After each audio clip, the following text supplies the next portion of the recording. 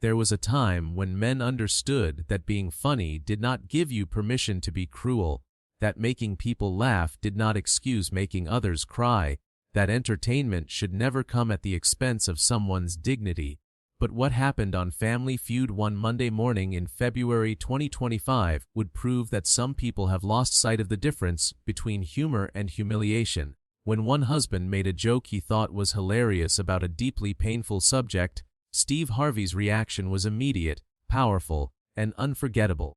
If you believe that some topics are too sacred to mock, and that real men protect rather than ridicule, make sure you like this video and subscribe to our channel, because what you are about to witness will remind you that words have consequences and comedy has limits. The Family Feud stage was bright with lights and energy.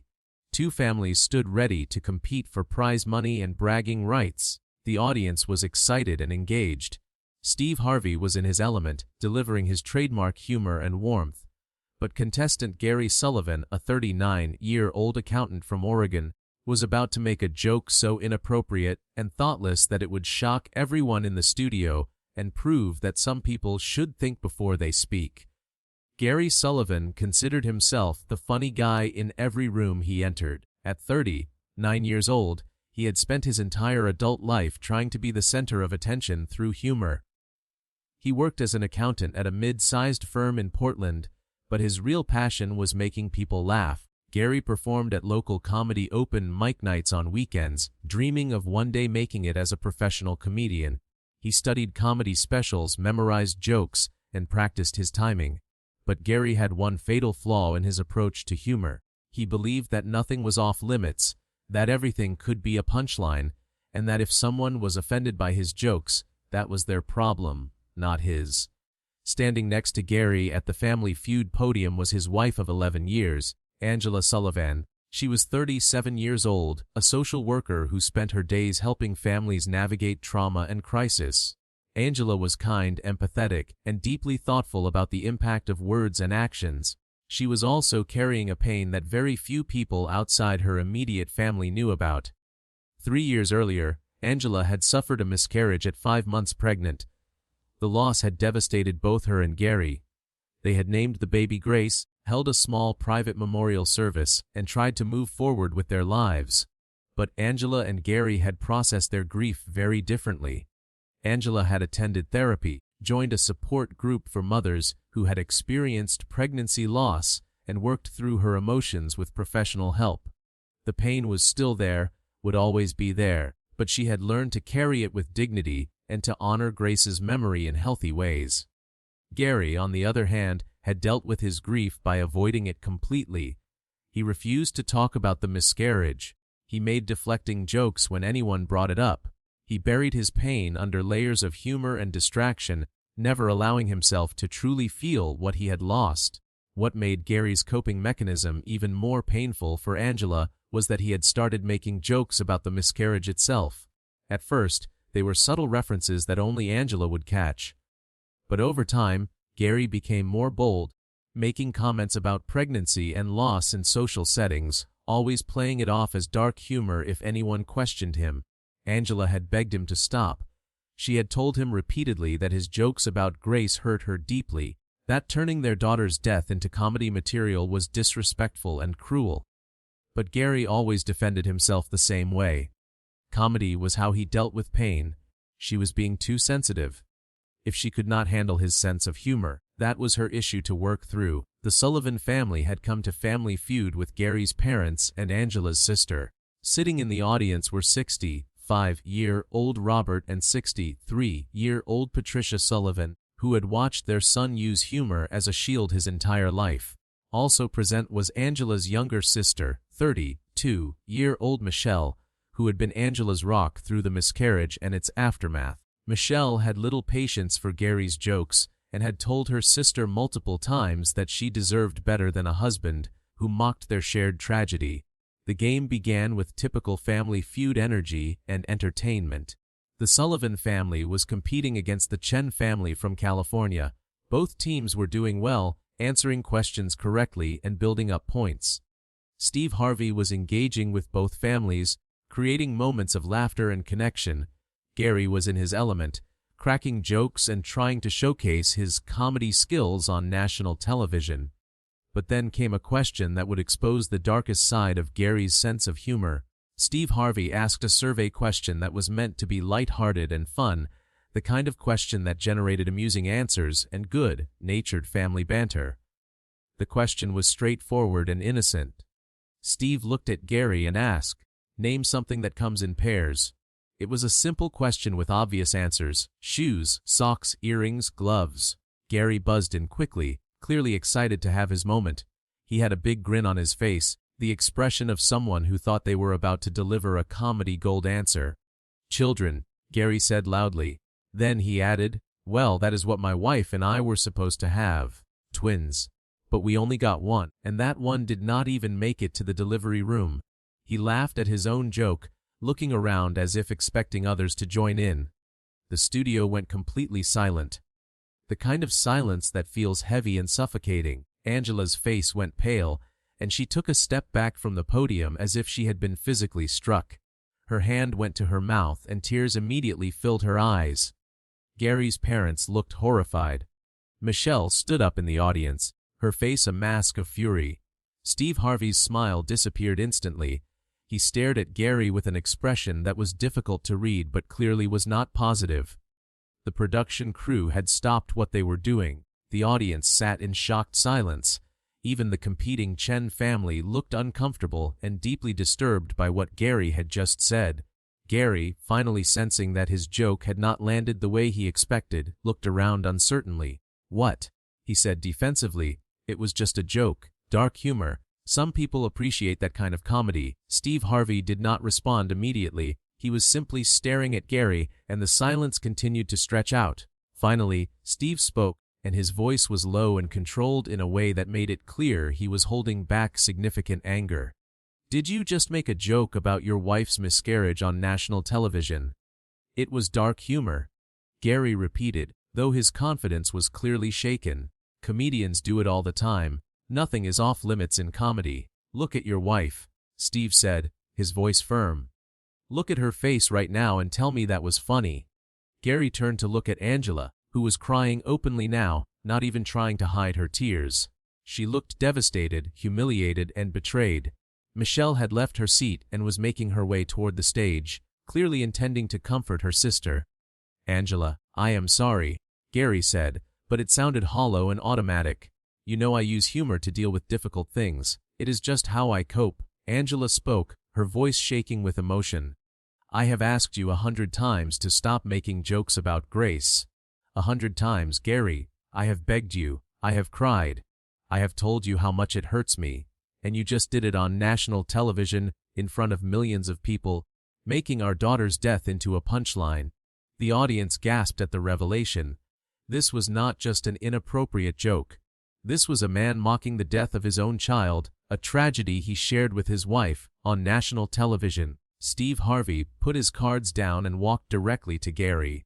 "I need you to understand something right now," Steve said. "What you just did is one of the most disrespectful, thoughtless, cruel things I have ever witnessed on this stage. You took your wife's pain, your shared tragedy, and you turned it into a joke for your own entertainment." Gary tried to defend himself again.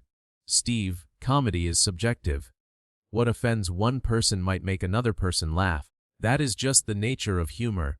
"No," Steve said sharply. "No, there is nothing subjective about this. You do not get to hide behind the word comedy when what you did was use your dead child as material for a joke. You do not get to claim that your wife is too sensitive when she asked you repeatedly not to do this and you did it anyway. This is not about different senses of humor. This is about basic human decency." Michelle had reached the stage and had her arms around Angela, who was sobbing into her sister's shoulder. Steve looked at Angela with genuine compassion. "Mom, I am so sorry for your loss. I am sorry that you lost your daughter, and I am sorry that your husband does not understand that some things are too sacred to mock." Angela looked up at Steve through her tears. "Her name was Grace," she said quietly. "We named her Grace. She was real. She mattered. She was not a joke." The entire studio was crying. Audience members, crew members, even members of the competing family had tears streaming down their faces. This was not entertainment. This was a family's deepest pain being exposed in the cruelest possible way. Steve Harvey turned back to Gary, and his expression had shifted from anger to something more complex. There was disappointment, sadness, and a determination to make Gary understand the magnitude of what he had done. "Gary, I want you to listen to me very carefully," Steve said. "I have been in comedy for over 30 years. I understand using humor to deal with pain. I understand that laughter can be a coping mechanism, but there is a difference between processing your own pain through humor privately and weaponizing that pain against someone else publicly." Steve continued, When you make jokes about your miscarriage in private to help yourself cope, that is one thing, but when your wife has explicitly asked you not to make those jokes, when she has told you that it hurts her, and you do it anyway, especially on national television, that is not coping. That is cruelty. That is choosing your desire to be funny over your wife's need to be respected." Gary's face had changed. The defensive posture was crumbling, and for the first time, he looked genuinely shaken. "I did not think about it that way," he said quietly. "That is the problem," Steve said. "You did not think about your wife. You did not think about how your words would affect her. You thought about getting a laugh. You thought about being clever. You thought about yourself. And in doing so, you betrayed the woman who has stood by you through one of the most painful experiences any parent can endure." Steve addressed the audience and the cameras. "Ladies and gentlemen, I need to talk about something important. Miscarriage and pregnancy loss affect millions of families. For many women, it is one of the most devastating experiences of their lives. And the pain does not go away. It does not heal just because time passes. These mothers carry that loss with them forever." He continued, "When someone experiences that kind of loss, they deserve support. They deserve compassion. They deserve to have their pain honored and respected. What they do not deserve is to have their tragedy turned into comedy material by the person who is supposed to love and protect them most." A woman in the audience stood up. "I had 3 miscarriages before I had my son," she said, her voice breaking. Each one felt like losing a child because that is what they were. Children, lives, futures. What you said was not funny. It was heartbreaking. Another woman spoke up. "My husband held me when I miscarried. He cried with me. He honored our baby's memory. That is what a real man does. He does not make jokes." The testimonials continued. "I still think about the baby I lost 20 years ago. My wife never got over our miscarriage, and I would never dream of joking about it." Some pain is too deep for comedy. The audience was unified in their condemnation of what Gary had done.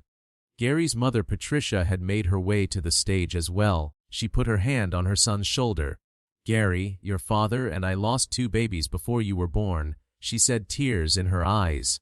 "I never told you because the pain was too private, too sacred. But I am telling you now so you understand. What you just did to Angela is unforgivable. That baby was your daughter, our granddaughter, and you made her death into a joke." The revelation that Gary's own parents had experienced pregnancy loss seemed to break through his defenses completely. He looked at his mother with shock and dawning horror at what he had done. "Mom, I did not know," he said. "That is because some pain is too sacred to share casually," Patricia said, "and certainly too sacred to mock. I thought I raised you better than this." Steve looked at Gary with an expression that combined firmness with a trace of compassion. "Jerry, you have a choice to make right now. You can continue to hide behind comedy and defend what you said, or you can humble yourself, admit that you were wrong, and beg your wife for forgiveness." Gary looked at Angela, who was still being held by her sister. He saw the devastation on her face, the betrayal, the pain that he had caused, and something inside him finally broke open. He walked over to his wife and dropped to his knees in front of her. "Angela, I am so sorry," Gary said, and this time his apology sounded genuine. Tears were streaming down his face. "You are right. You have asked me 100 times to stop. You have told me how much it hurts you, and I ignored you because I was selfish and cowardly. I used humor to avoid dealing with my own pain, and in doing so, I disrespected Grace's memory and destroyed your trust in me." Angela looked down at her husband, and her expression was a mixture of grief, anger, and exhaustion. "I do not know if I can forgive you for this, Gary," she said quietly. You took our private tragedy and made it public entertainment. You used our daughter's death to try to get a laugh. How do I come back from that? I do not know, Gary admitted. But I want to try. I want to do the work. I want to learn how to honor Grace's memory properly. I want to be the husband you deserve. Please give me the chance to prove that I can change. Michelle spoke up. Angela, whatever you decide, I support you. But if you give him another chance, he needs to earn it. Words are not enough anymore. Steve Harvey made the decision to stop the taping. This was not about a game show anymore. This was about a marriage in crisis and a family's deepest pain being exposed and hopefully beginning to heal. He announced that both families would receive the maximum prize money regardless of the game's outcome, and that the Sullivan family would be connected with grief counselors and marriage therapists who specialized in helping couples navigate pregnancy loss. The episode that eventually aired was unlike anything Family Feud had ever broadcast. The network made the decision to include Gary's inappropriate joke, the reaction it provoked, and the conversation that followed. They did so with Angela's permission and with the understanding that it could help other families who had experienced similar losses and similar struggles with how to grieve together. The response was overwhelming. Within hours of airing, pregnancy loss support organizations reported unprecedented numbers of people reaching out for help. The episode sparked a national conversation about miscarriage, the importance of honoring pregnancy loss, and how couples can grieve together rather than apart. Gary entered intensive therapy to address his use of humor as an avoidance mechanism and to process the grief he had been running from for 3 years. He learned that his jokes about Grace were not coping mechanisms but defense mechanisms, walls he had built to avoid feeling the full weight of his loss. Breaking down those walls was the most painful thing he had ever done, but it was also the most necessary. Angela attended therapy as well, working through not just her grief over Grace, but also the betrayal she felt from Gary's public joke. She had to decide whether her marriage was worth saving, whether Gary's promise to change was genuine, whether she had the strength to forgive something so hurtful. Together, they attended counseling sessions specifically designed for couples who had experienced pregnancy loss. They learned how to talk about Grace in healthy ways, how to honor her memory together, how to support each other through grief, rather than retreating into individual pain. Gary completely stopped making jokes about the miscarriage. He stopped performing at comedy clubs for a while, needing to step back and reevaluate his entire approach to humor. When he eventually returned to comedy, his material had changed. He talked about real things, vulnerable things, but always with respect and never at the expense of others, especially his wife. 6 months after the Family Feud taping, the Sullivan family held a proper memorial service for Grace. They planted a tree in a local park with a small plaque bearing her name. They invited family and friends to share memories of the pregnancy, the hopes they had held, the future they had imagined. Gary stood beside Angela and spoke about his daughter with love and respect, honoring her memory publicly in a way that brought healing rather than pain. 8 months after the original episode, Family Feud invited the Sullivans back for a follow-up segment. The transformation was evident. Gary and Angela stood together holding hands, presenting a united front. They spoke honestly about the journey they had been on, the work they had done, and the healing they had found. Gary spoke with genuine humility. "Mr. Harvey, what I did on this stage 8 months ago was the lowest point of my life. I used comedy as a weapon against my wife. I disrespected our daughter's memory. I hurt the woman I love in the worst possible way. But that moment, as painful as it was, became the catalyst for real change." He continued, "I have learned that humor has limits. That some things are too sacred to mock. That my wife's pain is not material for my comedy. I have learned to feel my grief instead of deflecting it, and I have learned that being a good husband means putting my wife's needs above my desire to get a laugh." Angela spoke next. "It has not been easy. There were days when I did not think we would make it. But Gary has done the work. He has shown me through his actions, not just his words, that he understands what he did wrong and is committed to being better. We honor Grace's memory together now, in healthy ways that bring us closer rather than driving us apart. The follow-up segment included footage of the memorial service they had held for Grace, showing the tree they had planted and the community that had gathered to support them. It showed Gary and Angela volunteering with a pregnancy loss support organization, helping other couples navigate their grief. It showed a marriage that had been tested and was healing. Steve Harvey announced the creation of the Gary Sullivan Foundation, established to provide grief counseling and support services for families who had experienced pregnancy loss. The foundation would offer free therapy, support groups, and resources to help parents process their grief in healthy ways and honor their babies' memories. The episode had a profound impact on how society talked about miscarriage and pregnancy loss. For too long, these experiences had been shrouded in silence, with grieving parents told to move on quickly and not dwell on their loss. The Sullivan family's story helped normalize conversations about pregnancy loss and validated the grief that parents feel. Gary became an advocate for men learning to process grief in healthy ways rather than deflecting through humor or avoidance. He spoke at men's groups and therapy conferences about his experience, sharing how his inappropriate coping mechanisms had nearly destroyed his marriage and how learning to sit with pain had ultimately made him stronger. Angela became a counselor for women who had experienced pregnancy loss, using her social work background and personal experience to help others navigate their grief. She co-founded support groups where mothers could share their stories without judgment, where they could say their babies' names, where their losses were honored and validated. 2 years after the original episode, Angela became pregnant again. The pregnancy was filled with anxiety and fear, but it was also filled with hope. Gary attended every doctor's appointment, supported Angela through every moment of worry, and never once made an inappropriate joke. When their son was born healthy, they named him Daniel, and they made sure he would grow up knowing he had a sister named Grace who came before him. The Sullivan family's story became a teaching tool in therapy programs, particularly those focused on grief counseling and couples therapy. Mental health professionals used it to illustrate the importance of healthy coping mechanisms, the danger of using humor to avoid processing pain, and the possibility of healing after profound betrayal. Gary's comedy career took a different direction. He stopped trying to shock people with dark humor and instead focused on comedy that was thoughtful, vulnerable, and kind. He developed a following among people who appreciated humor that came from a place of genuine experience rather than cruelty. He often spoke about Grace in his comedy, but always with love and respect, and always with Angela's blessing. 3 years after the Family Feud episode, the Sullivans appeared on Steve Harvey's talk show for a final follow-up.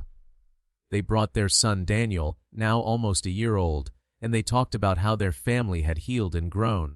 They shared that every year on what would have been Grace's birthday, they visited her memorial tree and released balloons in her honor. Steve looked at Gary with genuine respect.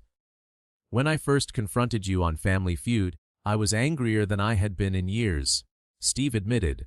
"What you had done seemed unforgivable. But you proved me wrong. You did the hard work of change. You faced your pain instead of hiding from it. You became the husband your wife needed you to be. That takes real courage." Gary responded, "That moment on your show was the worst moment of my life. But it was also the moment that saved my marriage and made me a better man. You held up a mirror and forced me to see what I had become. I will be forever grateful for that, even though it was painful." Angela added, "Grace's life mattered, even though it was short. Her memory deserves respect, and every family that has experienced pregnancy loss deserves to know that their grief is valid, that their babies mattered, and that healing is possible." The Gary Sullivan Foundation had helped thousands of families by that point, providing counseling, support groups, and resources. The organization had become a national leader in pregnancy loss support, offering programs for parents, siblings, grandparents, and friends who wanted to know how to support grieving families. The original Family Feud episode remained one of the most watched and discussed in the show's history. It was a reminder that television could be more than entertainment, that public moments of accountability could create lasting change, and that even the deepest wounds could begin to heal when people committed to doing the work. Years later, when Daniel was old enough to understand, Gary and Angela told him about his sister Grace. They showed him the memorial tree, explained what had happened, and talked about how Grace's short life had taught their family important lessons about love, respect, and the power of words. Daniel grew up knowing that he was loved, that his sister was honored, and that some things in life are too sacred to treat lightly.